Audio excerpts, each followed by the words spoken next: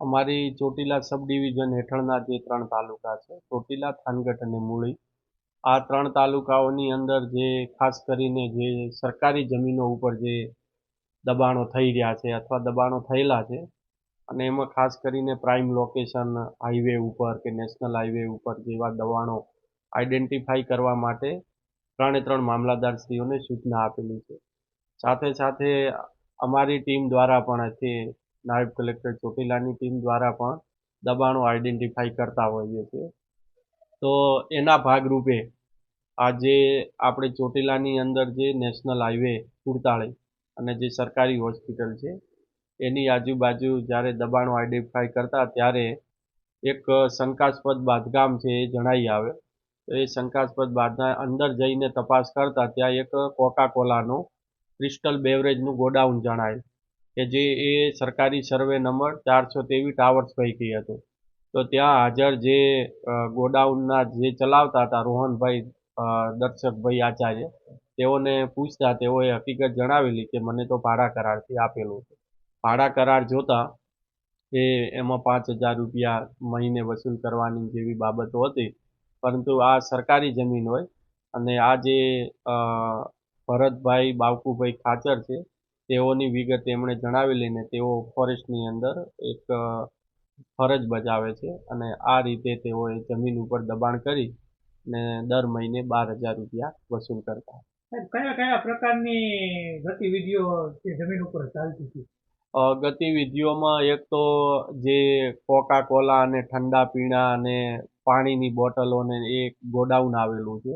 એટલે એક તો એ કોમર્શિયલ હેતુની ગતિવિધિ ચાલતી હતી. સાથે સાથે ત્યાં રહેણાંકના પણ 2 ઓરડીઓ આવેલી છે અને ત્યારબાદ એક ઉપરની સાઈડ ગાયોનો તબેલો પણ છે અને અન્ય હેતુ માટે પણ આ જમીનનો ઉપયોગ થતો હતો. કોણ વ્યક્તિ હતો અને હવે તેના વિરુદ્ધ કયા પ્રકારની કાર્યવાહી હાથ ધરવામાં આવશે?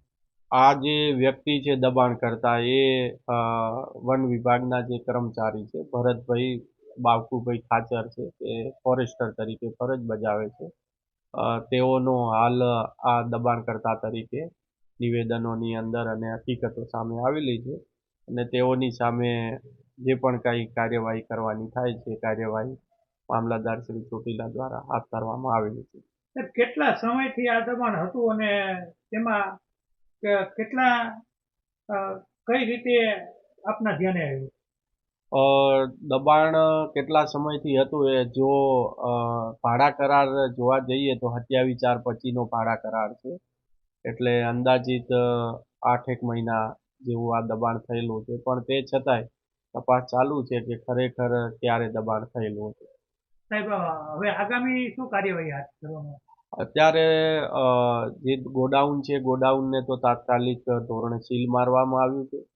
સાથે સાથે જે લેન્ડ રેવન્યુ કોડની સેક્શન 61 હેઠળ લેન્ડ ગ્રેબિંગ અને અન્ય કાયદાઓની જે જોગવાઈઓ છે એ મુજબ કાર્યવાહી હાથ ધરવામાં આવી છે. સાહેબ, કોઈ મુદ્દામાલ આમાંથી જપ્ત કર્યો? હા, મુદ્દામાલ જપ્ત કર્યો છે. 42,000 જેટલી પાણીની બોટલો છે અને 6,000 અલગ અલગ કંપનીઓના ઠંડા પીણાની બોટલો છે. એમ કરીને કુલ 48,000 જે બોટલો છે સીલ કરવામાં આવી. સાહેબ, ભાડે રાખેલું હતું એની ઉપર એ કાર્યવાહી કરવામાં આવશે ખરી?